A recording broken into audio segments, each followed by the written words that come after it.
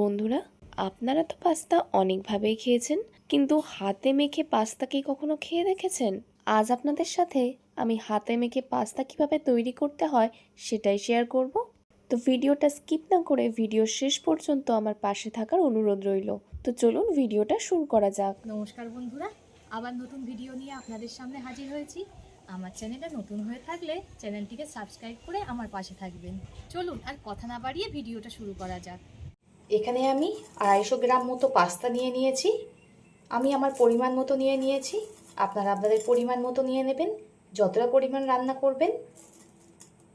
এদিকে একটা কড়া গরম হতে বসিয়ে দিয়েছি, এতে দিয়ে দেব জল। জলের মধ্যে দিয়ে দেব অল্প করে লবণ। এবার জলটাকে একটু গরম হতে দেব। জলটা একটু গরম করে নিয়েছি। এবার এই গরম জলের মধ্যে পাস্তাগুলো দিয়ে দেব। ওই চামচের মাপ করে 1 চামচ সাদা তেল। পাস্তাটা 3 মিনিট মতো একটু সিদ্ধ করে নেব। এই সাদা তেলটা দিলে পাস্তাটা জড়াবে না, একদম ছাড়া ছাড়া হবে। হাই হিটে 3 মিনিট মতো সিদ্ধ করে নেব। খুব একটা কিন্তু বেশি সিদ্ধ করা যাবে না। হাই হিটে 3 মিনিট সিদ্ধ করে নিয়েছি। গ্যাসটাকে অফ করে দেব। এবার গরম জল থেকে তুলে নেব।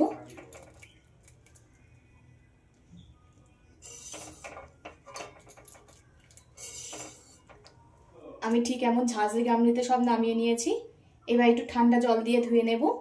ঝাঁঝরি গামলিতে নামিয়ে ঠান্ডা জলে ধুয়ে নিয়েছি। দেখুন কতটা ঝরঝরে হয়েছে। এখানে আমি একটা থালা নিয়ে নিয়েছি। পাস্তাগুলো এই থালার মধ্যে দিয়ে দেব। এইভাবে পাস্তা করে দেখবেন বন্ধুরা, খুবই ভালো লাগে খেতে। ছোট থেকে বড় সবাই খুবই পছন্দ করবে। আর খুব সোজা বানানো, খুব তাড়াতাড়িও হয়ে যায়। আমি এই থালার মধ্যে সব পাস্তাগুলোকে নিয়ে নিয়েছি।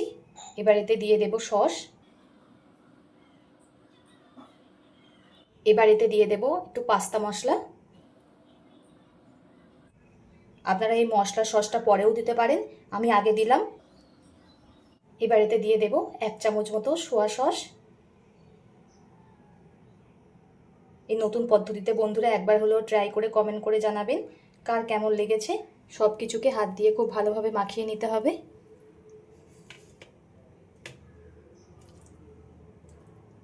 আমি কিন্তু হাতের সাহায্যে খুব ভালোভাবে মাখিয়ে নিয়েছি। যেহেতু এটা সিদ্ধ করা আছে পাস্তাটা, তা হালকা হাতেই মাখাতে হবে। সব মাখানো হয়ে গেছে। এবার কিছুক্ষণের জন্য এটাকে রেখে দেব। এদিকে কড়াইতে অল্প করে সাদা তেল দিয়ে গরম হতে বসিয়ে দিয়েছি। তেলটা গরম হয়ে গেছে। গরম তেলের মধ্যে একটা ডিম দিয়ে দেব। ডিমটাকে ভুজিয়া করে নেব। আমি এখানে একটা ডিম দিলাম, আপনারা চাইলে 2-3টে আপনাদের পরিমাণ মতো দিতে পারেন।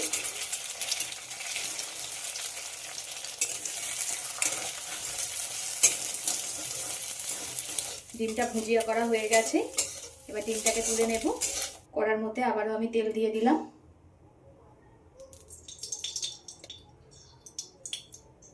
তেলটা খুব ভালো রকমই গরম হয়ে গেছে।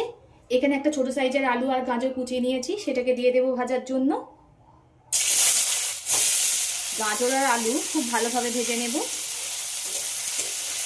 এবার এতে দিয়ে দেবো লবণ। পাস্তায় যতটা লবণ লাগবে পুরোটাই এখনই দিয়ে দিলাম।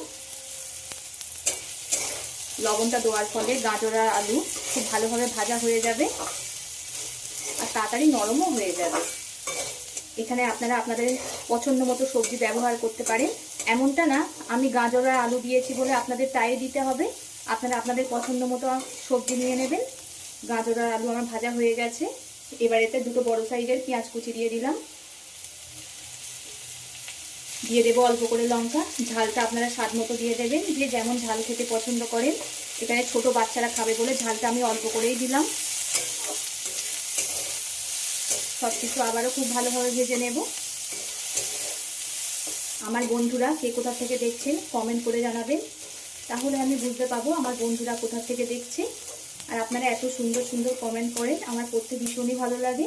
এভাবে পাশে থেকে সাপোর্ট করার জন্য সকলকে অসংখ্য ধন্যবাদ। আপনারা সাপোর্ট না করলে বন্ধুরা আমি কখনোই এগিয়ে যেতে পারবো না। এইভাবে বন্ধুরা পাস্তা করবেন, খুব তাড়াতাড়ি হয়ে যায় আর খেতেও দারুণ লাগে।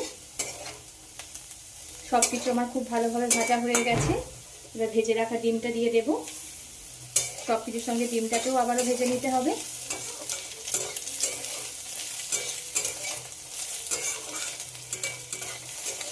কড়াইশুটির সঙ্গে ডিমটাকেও ভাজা হয়ে গেছে। এবার মশলা মাখিয়ে রাখা পাস্তাটা দিয়ে দেব। দেখুন কত সুন্দর ঝরঝরে হয়েছে। গ্যাসটা লোয়ে রেখে পাস্তাটাকে হালকা হাতে নাড়তে হবে।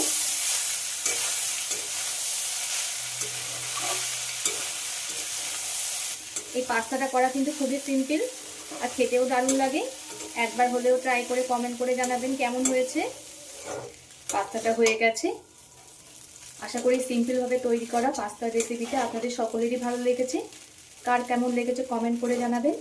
আপনাদের কমেন্টের আশায় থাকবো। গ্যাসটাকে অফ করে দেব। মানে আমি একটা প্লেট নিয়ে নিয়েছি, গরম গরম পরিবেশন করবেন। খেতে যা দারুণ লাগবে না, খেয়ে সবাই আপনার প্রশংসা করবে। সুন্দর হয় এই পাস্তাটা খেতে। তো এতক্ষণ ধৈর্য ধরে ভিডিওটা দেখার জন্য সকলকে অসংখ্য ধন্যবাদ। সবাই সুস্থ থাকবেন, ভালো থাকবেন। পরবর্তী একটা নতুন ভিডিও নিয়ে আপনাদের সামনে আবার হাজির হচ্ছি।